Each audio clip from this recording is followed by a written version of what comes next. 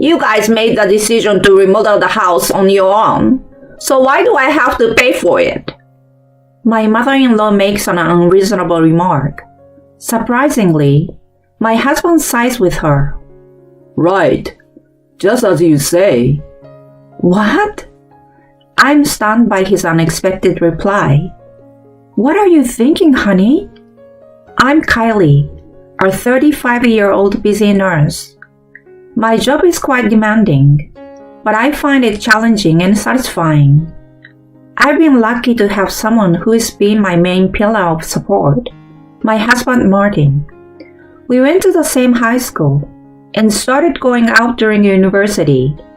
So we have been together for over 15 years, even though we've only been married for about 2 years. Being together for so long, we've grown to understand each other quite well and accept each other's flaws. Sharing a life with him brings a sense of security and peace, and spending time with him is invaluable to me. Despite the happiness in our lives, there is someone who troubles us. My mother-in-law, Julie. She clearly disliked me from the first time we met. Are you the same girlfriend who's been with Martin since college? Never thought you'd keep it up for so long. No more goals would give up and step aside, don't you think? You should have let him go. I couldn't understand what she was saying at first. According to her, Martin proposed to me out of pity. She claimed he was reluctantly tying the knot because it would be awkward to break up after such a long relationship. I was shocked to hear such a thing from someone I met for the first time. Martin was furious at her and lectured her along with his father down. Mom, what the heck are you saying? Do you really think I'd marry out of pity? I genuinely love her and want to spend the rest of my life with her. He's right. He's sincere and has his own principles. What you said was disrespectful to Kylie. Scolded by them, she rolled her eyes and looked indifferent. I don't see the point of defending her. So the first meeting ended up being a disaster. When we had dinner with both sets of family, she kept making snide remarks about me and my parents, only to be scolded by her husband and son. Since I had already informed my parents about her, they weren't too surprised, but they were still amazed at the extent of her behavior. Despite all this, we managed to have a beautiful wedding and have been living happily. The only thing is that whenever we visit my in-laws, Julie continues to bully me. Are you still working, Kylie? Yes. Being a wife usually means keeping the house and taking care of your husband, you know.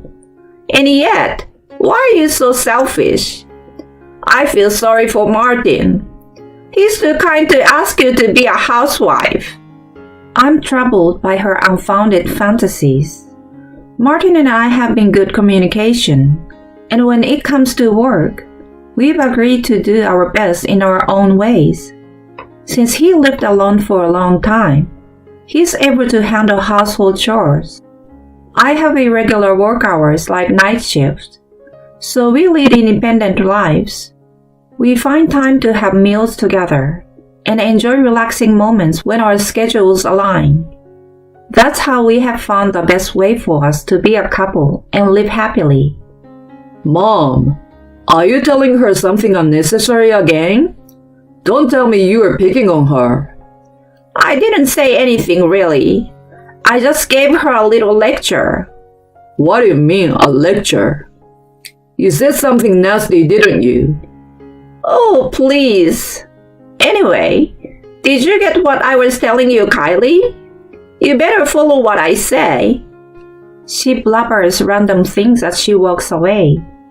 When Martin and Dan are not around, she starts insulting me immediately. It's really amazing how she never gets tired of it. She's had this attitude toward me since we got married, so honestly, I don't like her.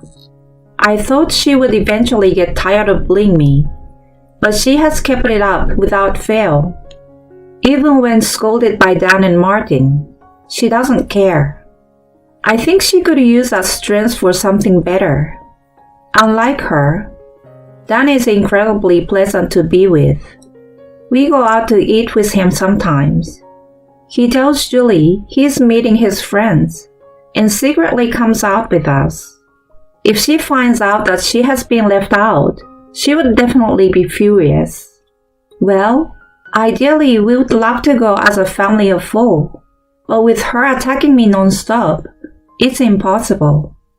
Besides, both Martin and Dan find it more relaxing without her selfish and overbearing presence. So it's better for the three of us to have a peaceful meal. Everything other than her had been going well in our lives, and she was the only troublesome presence. However, just recently, an unexpected event occurred. Dan suddenly fell seriously ill and passed away. Both Martin and I were quite shaken by the sudden news. When we rushed to the hospital, his cold and lifeless body was lying there. Dad. Martin crumbled to his knees at the sight of him. While comforting Martin, I couldn't stop my tears either. To make things easier for him, I took the lead in arranging and preparing for the funeral. He managed the role of the chief mourner, while Julie did absolutely nothing. Moreover, she didn't even seem terribly saddened by the death of her husband. Despite spending most of their lives together and being supported by him for so many years, I wondered why she was so indifferent. Regardless of her questionable demeanor, we were able to have a heartfelt gathering where his memories were cherished. Many people came to bid farewell to Dan, who was well liked in the community. He must have been touched too. Well, it was a bit unfortunate that the love of his life seems to be unemotional. After the funeral, we tried to go back to our normal routine. At first, it was difficult to pretend everything was okay, but eventually, I started to become more positive about life. Amidst all that, Julie showed up at our house unannounced. That had never happened once since we got married, so we were a little freaked out. What's up, Mom? Couldn't you give us a heads up before coming? I won't stay long. We reluctantly let her into the house. So what's the deal? Martin asked as I served drinks at the dining table. Then, she made a surprising statement. I want you guys to move in with me. What? We were totally taken aback. What did you just say? Martin asked hesitantly. I'm telling you to move in with me. Why do you have to be so condescending? And why all of a sudden?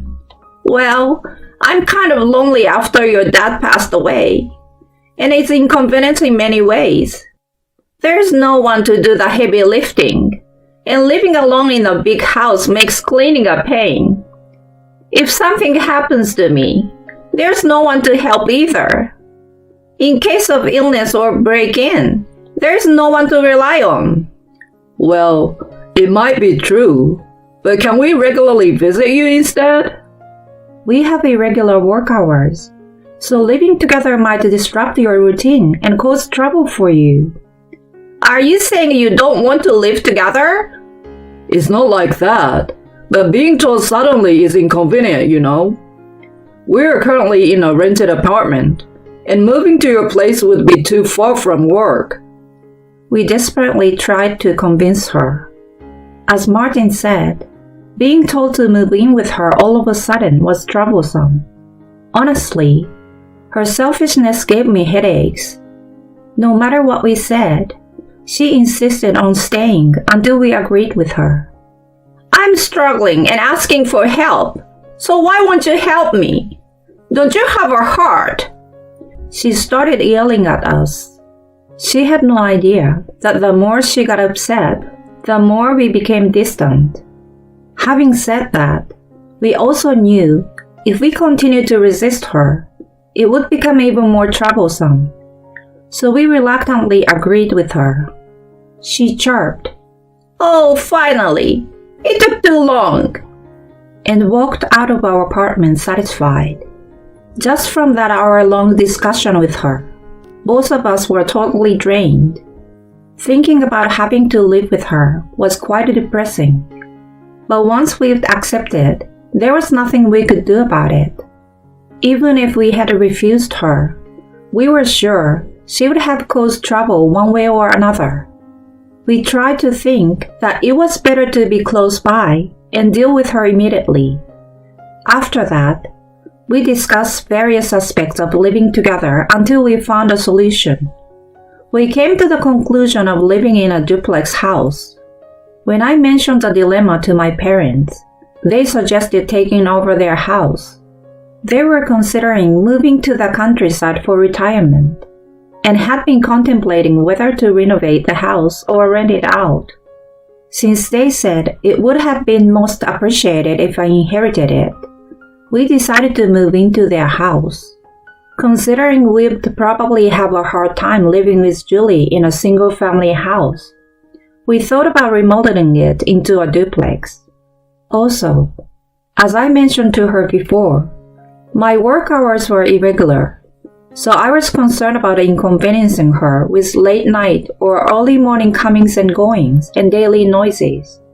So splitting the house into two separate residences seemed like the best idea. We explained all this to her at one point.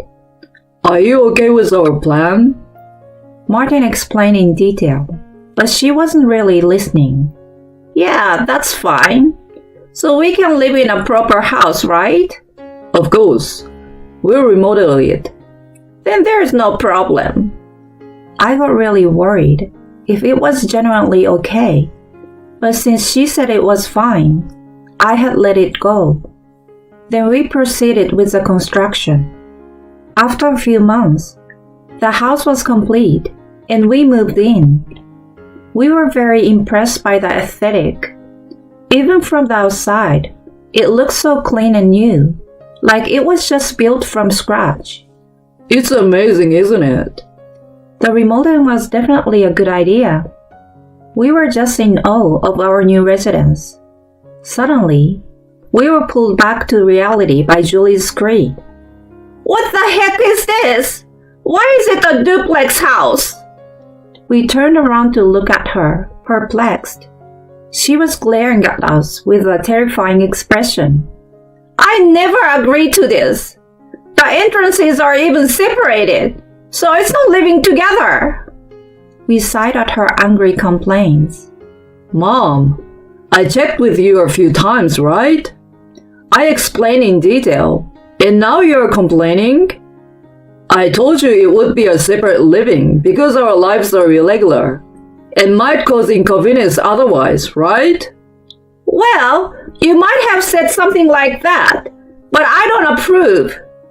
"You did say it was fine.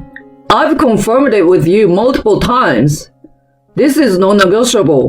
Take it or leave it." Faced with Martin's firm stance, she couldn't retort and mumbled something. It seemed like she wasn't entirely convinced, but she reluctantly agreed and went inside her own house. We breathed a sigh of relief. It was really frustrating not knowing when she would explode. It was a good thing we went for a duplex. Even so, she continued to be a bother though. The doorbell rang repeatedly. It was undoubtedly her. What's up, Julie?" "I came to eat dinner." "Huh?" "I forgot to go to the supermarket." "It's still 7, so it's still open, you know." "Come on, if I go now and make dinner, it will be pretty late, right?" "I thought having yours would be better than nothing." Why did she have to say it like that? "What are you having?" "Beef stew, but..." "That sounds perfect. I will help you finish it rather than let it go to waste." She forced herself into the house, Then she plopped down on the sofa without hesitation and changed the TV channel on her own. I'm starving, so get it ready soon. Martin won't be home until 8, so I will be waiting until then. No way! I can't wait that long. Just prepare it for me first. She got upset like a child. I reluctantly prepared the stew for her and set it on the table. She sat down and ate it while keeping her eyes on TV. As expected, there were no words of gratitude from her. She finished it in no time and then sat back on the sofa to watch TV. I sighed as I cleared her dishes. She was like an ill-mannered child. When Martin came back, he was surprised to find her in our living room. He was exasperated when I explained the situation. From then on, she ate dinner at our house almost every night. She practically treated our place as her own, and we started getting irritated with her attitude. What's more, she made us do everything while not lifting her finger herself. Not only house chores, but she didn't contribute a penny to that remodeling cost, even though we discussed splitting. Also, she ate at our house every day, but she didn't pitch in for groceries. When we finally asked her to contribute at least for her own food, she came up with nonsensical excuses, saying she was just letting us treat her and showed no intention of paying. While we were earning decently, with the remodeling cost and the daily growing food expenses, our expenditures had become quite high. So we had to confront her once again. Mom, it's time to pay up. What do I have to pay for? It was a promise, right? We agreed to split the remodeling cost. It's been a few months since we moved in, but you haven't paid a dime. When Martin pressed her, she got defensive. You guys made the decision on your own, right? So why do I need to pay? I didn't agree to a duplex house to begin with. She made unreasonable claims. Then, to my surprise, he sided with her. Yeah, you're right. What? I was stunned by his unexpected reply. Sorry, Mom. When he apologized, she put a smug look on her face. No worries, if you understand. Just be more careful from now on. I wasn't satisfied, but he grabbed my hand, and we left her house. Hey, what are you thinking? Back at our place, I questioned him. What if we sell this house? But if we do that, your mom won't have a place to live. Don't worry about her anymore. If she wants to do whatever she wants, let her do it alone. Let's live just the two of us. His idea shifted my thoughts in that direction. You were so right. We've been too accommodating to her for too long. I've had enough. We quickly prepared to move, starting with finding an apartment for the two of us. We didn't mind renting again, and it didn't have to be spacious. We compared our non-negotiable conditions and found a suitable property. We promptly signed a lease to be able to move in any time. We put the house on the market, packed our belongings, and were ready to go. Meanwhile, Julie had no clue what was going on. We kept it a secret until the last minute to trouble her. Soon after, the moving company arrived and started loading our belongings. Then, Julie rushed over in a panic. What in the world is going on? Are you guys moving? Yeah, we are. Then there's no point. What am I supposed to do alone? You are still healthy. You can live alone. We are cutting ties with you, Mom. What are you saying? You can't do such a thing? Yeah, we can. And we won't be dealing with you anymore. When he firmly stated, she got angry and defiant. What's wrong with you, you idiot? I would be fine without you guys anyway. I will live it up in this house. Then we drop a bomb on her. What are you talking about? We've already put this house on the market. What?